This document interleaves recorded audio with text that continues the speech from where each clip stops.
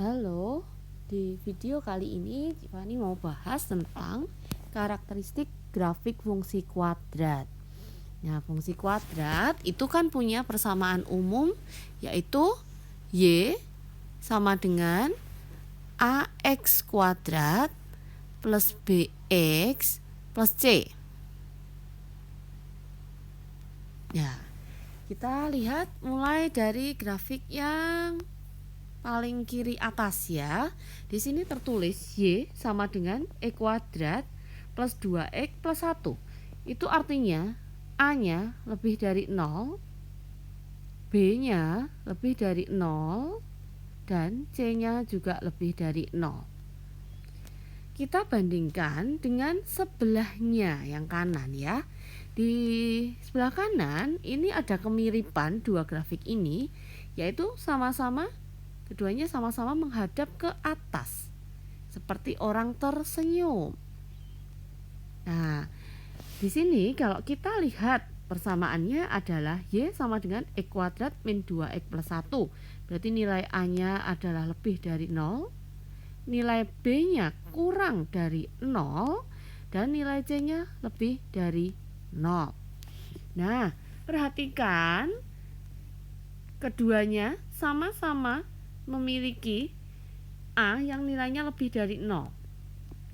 Keduanya sama-sama memiliki nilai C yang lebih dari 0. Dua grafik ini berbeda pada B-nya. Yang sebelah kiri ini menunjukkan B positif, yang sebelah kanan itu B negatif. Nah, bedanya adalah B lebih dari 0 itu menandakan bahwa kurva itu mayoritas ada di sebelah kiri. Ya, jadi bagian yang paling banyak ada di kiri. Sedangkan B kurang dari 0 itu menunjukkan bahwa kurva mayoritas ada di sebelah kanan, sumbu Y. Oke. Cik Fani ulang, kalau B-nya lebih dari 0 itu artinya mayoritas kurva itu ada di kiri sumbu Y. Sedangkan B kurang dari 0 itu mayoritas kurva ada di sebelah kanan sumbu Y. Oke. Nah, sekarang kita akan bandingkan dengan bawahnya. Bawah kiri dulu ya. Nah, kita baru mengerti tentang perbedaan B lebih dari 0 dan B kurang dari 0. Nah, sekarang kita perhatikan untuk A-nya di sini adalah positif. Untuk B-nya nggak ada ya. Nah, B-nya sama dengan 0. Perhatikan bedanya dengan yang atas tadi. Ketika B-nya sama dengan 0, artinya kurva ini akan simetris di sumbu Y-nya. Nah, jadi sumbu simetrinya terletak pada sumbu Y atau X sama dengan 0. Perhatikan C-nya. C-nya nilainya adalah minus 2, yang artinya C-nya kurang dari 0. Nah, sudah tahu bedanya? Yang tadi kurva di atas kita punya C lebih dari 0. Sedangkan kurva yang bagian bawah ini kita punya C yang nilainya kurang dari 0. Jadi perbedaannya C lebih dari 0 itu terletak di bagian titik potong terhadap sumbu Y-nya. Perhatikan, di kurva Cik Fani kasih nama kurva 1 itu perpotongannya adalah di Y positif. Di kurva kedua perpotongannya juga di sebelah Y positif. Sedangkan di kurva ketiga perpotongannya adalah di Y negatif. Oke. Kita bandingkan dengan kurva keempat. Kurva keempat untuk nilai A-nya. Nilai A-nya adalah negatif, artinya A-nya kurang dari 0. Nah, ketiga kurva di atas, kurva 1, 2, 3, memiliki A yang sama, yaitu A lebih dari 0. Bisa tahu bedanya? Kenapa A kurang dari 0? bentuknya seperti itu. Nah, bedanya pada bagian kurva terbuka dan ya, terbukanya ya, terbuka ke atas itu untuk A yang lebih dari 0, terbuka ke bawah untuk A yang nilainya kurang dari 0. Oke, mudah ya. Berarti kita bisa tahu karakteristik yang kurva kelima. Tuh kurva kelima.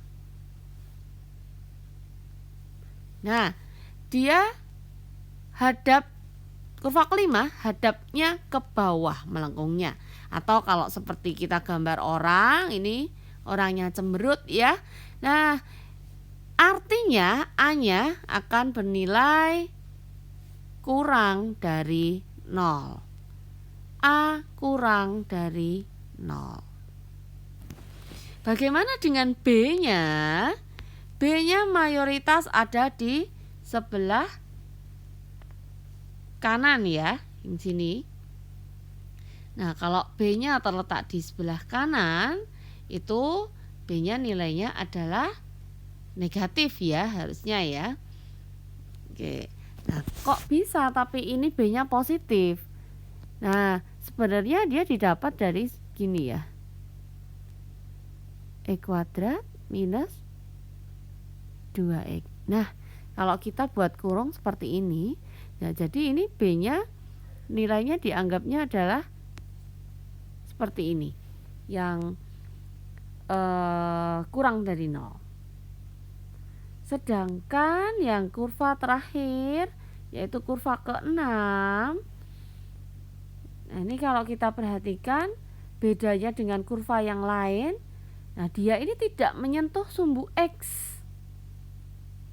Ya, kalau kurva yang lain ya, kurva 1 ini dia bersinggungan ya, menyinggung tepat di satu titik sumbu X. Kurva ketiga dia memotong sumbu X di 2 titik. Kurva keempat, kurva kelima juga memotong sumbu X di 2 titik. Sedangkan kurva ke-6 ini dia melayang. Artinya kurva ini ada di atas sumbu X ya, dia tidak menyinggung maupun memotong. Nah, untuk keadaan kurva seperti ini ditandai atau bisa kita lihat dari nilai D-nya, nilai diskriminan. Ingat apa rumusnya diskriminan? Diskriminan adalah B kuadrat min 4AC. Ya, jadi kalau kalian cek satu persatu nilai D-nya, Ivani akan ngecek langsung ke kurva nomor 6. Untuk D-nya yaitu B kuadrat min 4AC.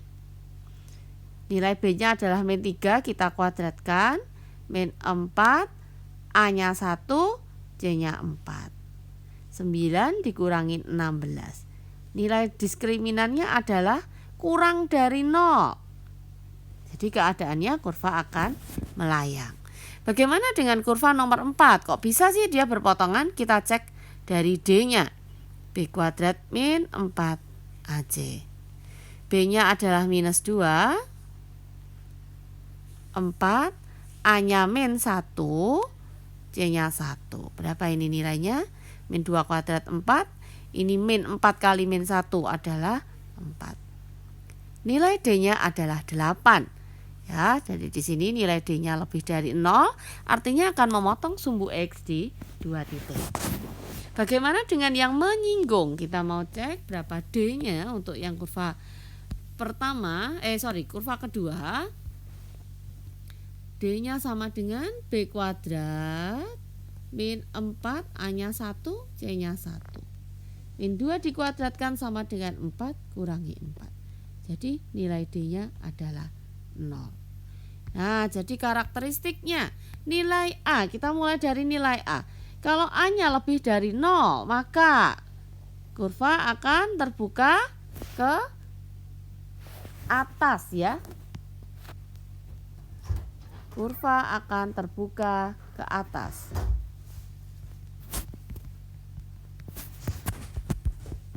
Bagaimana jika A-nya kurang dari 0?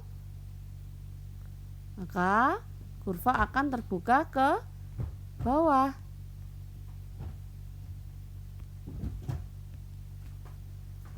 Nih.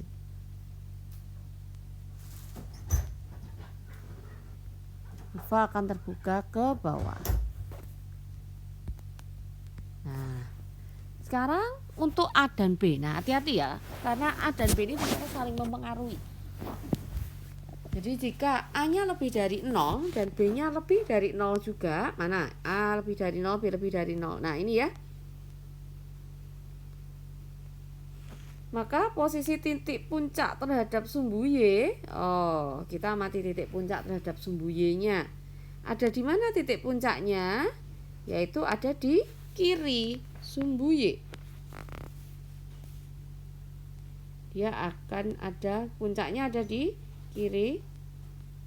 Kan jawabnya gini ya, titik puncak ada di sebelah kiri sumbu Y. Bagaimana jika A lebih dari 0 tapi B-nya kurang dari 0? Nih ya, seperti gambar nomor 2, yaitu puncaknya ada di sebelah kanan sumbu Y. Titik puncak ada di sebelah kanan sumbu Y. Bagaimana jika A-nya lebih dari 0 sedangkan B-nya sama dengan 0? Seperti kurva nomor 3.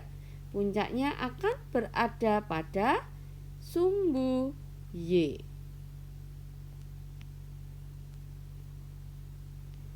Ada pada sumbu Y. Nah, sekarang ini bagian untuk A yang kurang dari 0. Bagaimana jika A-nya kurang dari 0 sedangkan B-nya lebih dari 0? A-nya kurang dari 0 sedangkan B-nya lebih dari 0. Ya, seperti ini ya. Ini B-nya lebih dari 0 ya. Puncaknya akan di kanan sumbu Y. Jadi sama dengan yang ini ya. Puncaknya akan berada di kanan sumbu Y. Bagaimana jika A kurang dari 0 dan B kurang dari 0? Nah, di sini ya. Puncaknya akan ada di sebelah kiri sumbu Y. Nah, jadi ada kemiripan ya. Untuk A lebih dari 0 sedangkan B lebih dari 0, puncaknya akan di kiri. Sedangkan untuk yang A-nya kurang dari 0 tapi B-nya lebih dari 0 malah ada di kanan ya. Nah, jadi yang A lebih dari 0, B lebih dari 0 itu letak puncaknya akan sama dengan A yang kurang dari 0 dan B kurang dari 0. Dan jika A-nya kurang dari 0 sedangkan B-nya sama dengan 0. Nah, di sini nggak ada ya contohnya. Tapi kalau B-nya sama dengan 0, pasti puncaknya akan berada pada sumbu Y. Oke. Sekarang kita perhatikan dari nilai C-nya. Perpotongan terhadap sumbu Y. Bagaimana perpotongan terhadap sumbu Y-nya? Jika C-nya lebih dari 0, seperti kurva nomor 1 dan 2, dia akan memotong sumbu Y di Y positif ya, atau di atas sumbu X. Perpotongan sumbu Y-nya adalah memotong sumbu Y positif. Sedangkan jika C-nya kurang dari 0, dia akan memotong di sumbu Y yang negatif. Coba kita cek. Nah, yang C-nya lebih dari 0 itu kurva 1 sama 2 ya. Dia akan memotong sumbu Y positif. Nah, sedangkan yang kurva 3, ini C-nya kurang dari 0, akan memotong sumbu Y negatif. Nah, lalu bagaimana dengan nilai D? Posisi grafik terhadap sumbu X. Tadi sudah kita buktikan dari 3 kurva yang ada di kanan, yaitu kurva 2, 4, dan 6. Pada kurva kedua kita dapati D-nya sama dengan 0. Artinya bagaimana terhadap sumbu X-nya? Kurva ini akan menyinggung sumbu X. Di kurva keempat nilai D-nya lebih besar dari 0. Dia akan memotong sumbu X di 2 titik.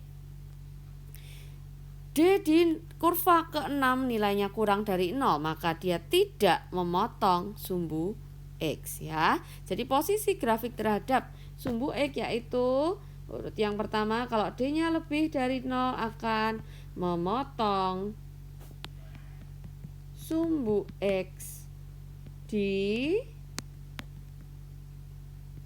2 titik.